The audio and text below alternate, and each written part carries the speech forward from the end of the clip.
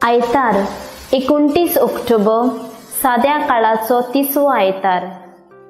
मुखेल वोळ तुवें पोरक्यांक त्रास दिवंक न्हय वो तांचेर जुलूम चलोवंक न्हय, कित्याक इजिप्ताच्या देसान तुमी पोरकीं आसल्यात।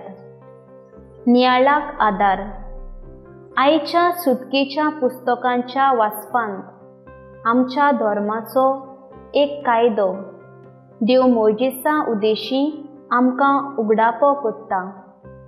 तुवें पोरक्यांक त्रास दिवंक न्हय वो तांचेर जुलूम चलोवंक न्हय, कित्याक इजिप्ताच्या देसान तुमी पोरकीं आसल्यात। असल्या पोरक्यांक, विधवांक, अनाथांक तोर पिडापीट दीत आनी ताणें देवाक नीत करूंक उलो मारल्यार तो आपूण पोरक्यांची बाजू घेवंक तांकां खास लायतलो म्हूण शिटकावणी दिता। आमी सगळीं मनशां एकाच देवाची रचना, तरूय नीज गोंवकार आनी बायल्या वो पोरकी अशी भेदभाव करून वागतात।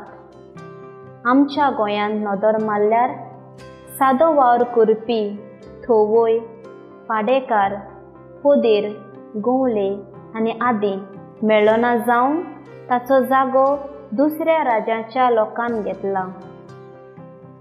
ताच्या आर्थीक परिस्थितीक लागून ते पोरकी कशे येवन आमची चाकरी करून आपलें पोट भरतात, तरी पूण आमी तांकां घांटी म्हूण उणेपणान पासारतात, तांकां धांवडायतात, मारतात आनी त्रास दितात।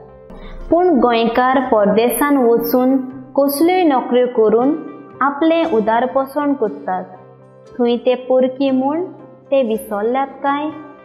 ताचेरूय ते वावुरतात त्या देसान जुलूम चलयतल्यांचेर तांकां कशें दिसतलें?